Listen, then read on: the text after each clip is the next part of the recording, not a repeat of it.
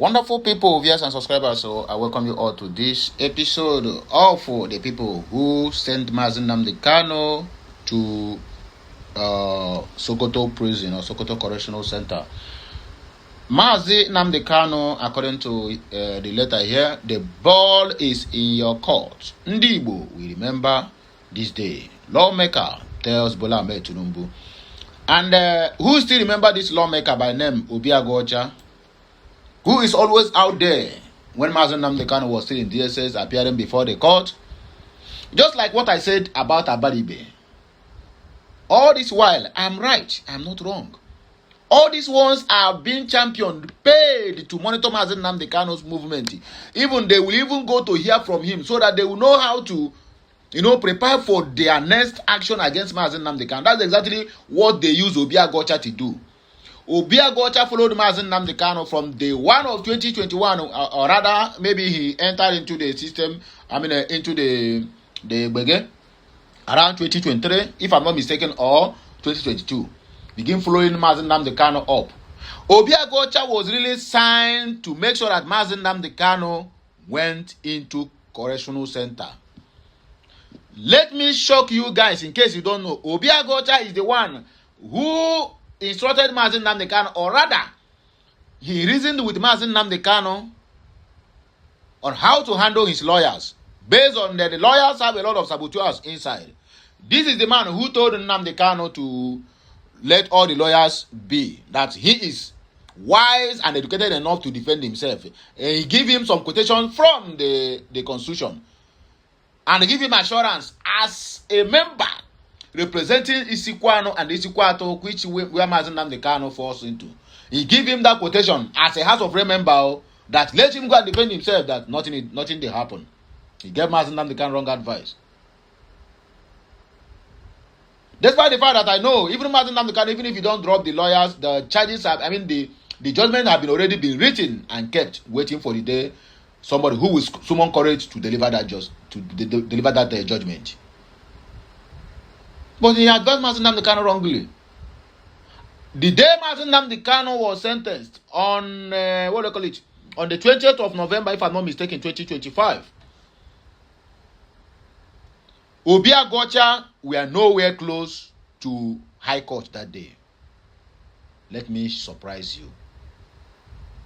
After that day till today, I never hear Obiagocha went to Sokoto to visit Mazi Nnamdi Kanu as somebody who will see very consistent talking about Nnamdi Kanu every time they call conference.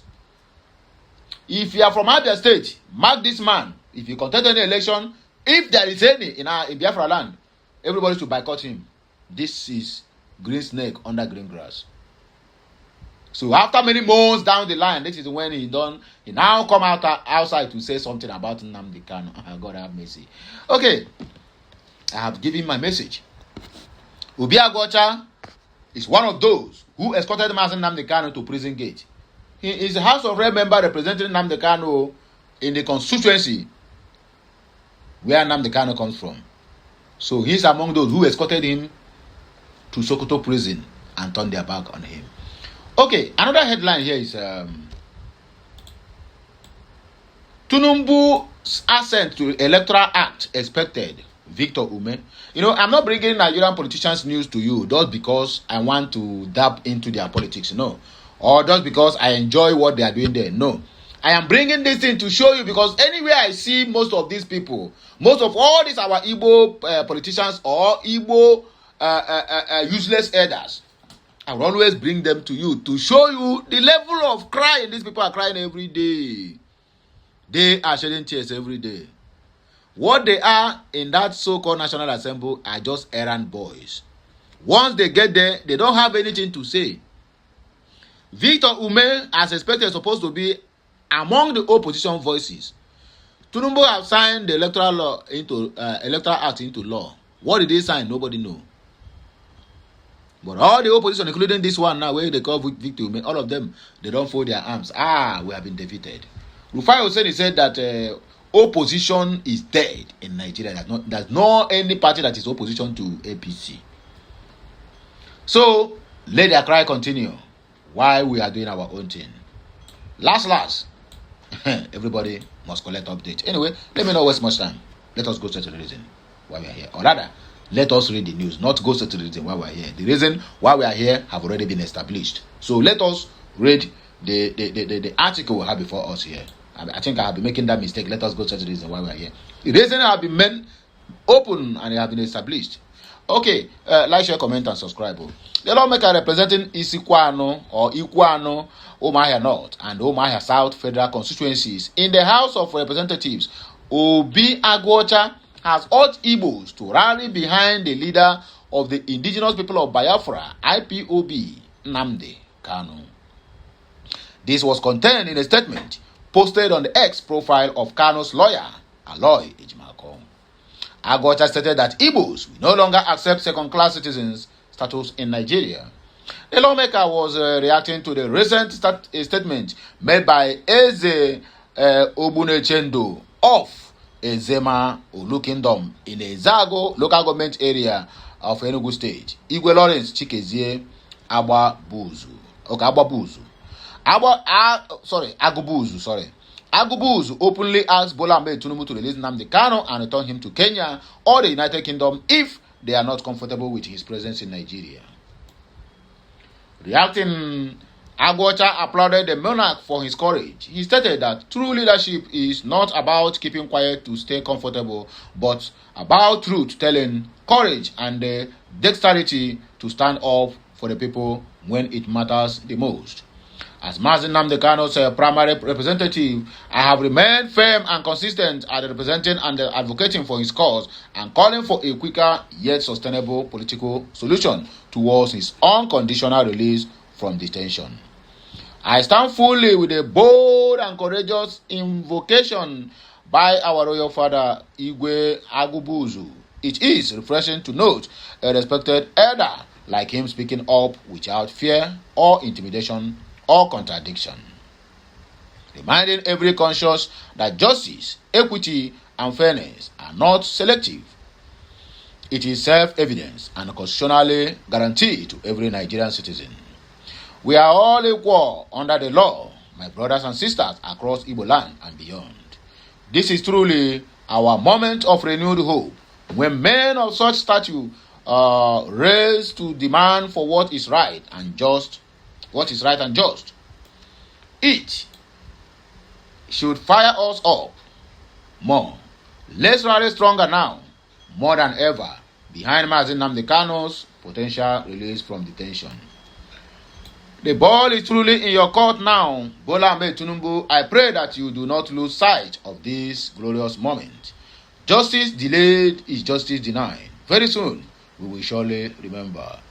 Ndị Igbo, our unity is our strength, and the voices like Igwe Agubuzu's have shown the world that we are not accepting any more second-class citizenship status in Nigeria. Together, nothing can stop us, the lawmaker stated.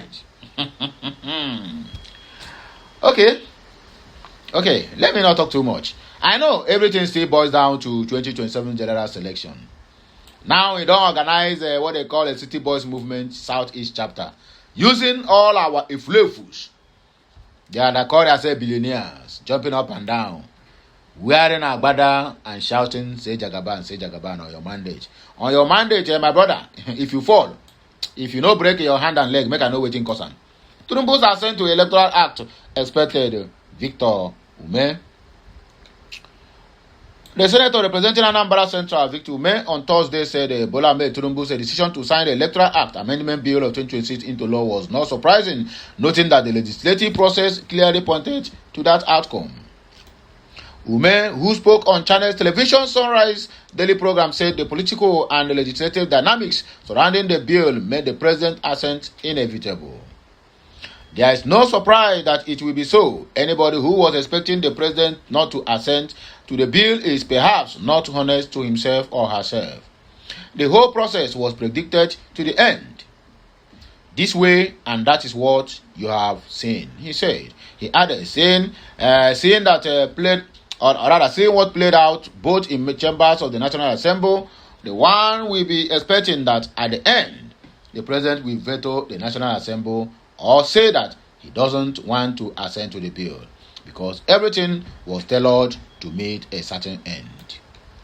Ume traced the controversial to the debate over electronic transmission of election results, particularly the provision now captured in Section 63 of the amended law.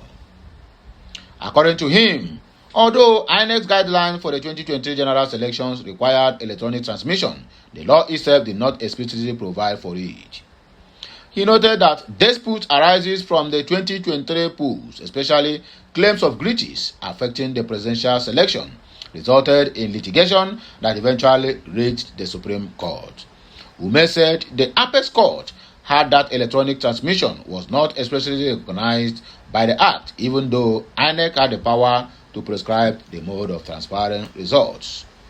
He said the amendment was therefore intended to give clear statutory backing to electronic transmissions and prevent similar disputes in future selections.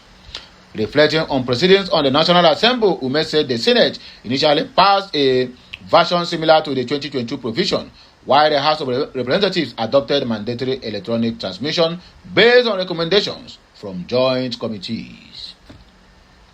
He disclosed that disagreements later emerged within the Senate when the mandatory transmission clause was removed and replaced with a broader transfer of results. Wording: when that mandatory transmission was expunged and returned to the transfer as contained in Section 65 of the Act, we made noise, we went public, we said that wasn't what we agreed to in the Senate executive session, he said. He explained that the following public backlash, the Senate revisited the clause and reinstated electronic transmission but inserted a proviso allowing exceptions in cases of communication failure. Ume argued that the proviso might undermine the intention of the reform. If you make a law and say, provided that there will be no communication failure, you are already proposing that there will be communication failure. Once you said if this happens, you can jettison electronic transmission, you have opened the door back to anybody who will claim that there was no internet or communication availability, he said. The lawmaker maintained that while the amendment represents the progress stakeholders have made, but stakeholders also must remain vigilant to ensure that the objective of transparent and credible elections is not diluted ahead of the 2027 general selections. Now here, we will take back break. We have of us again when we come back. Like, share, comment, and subscribe. Make sure you follow us on all our social media handles.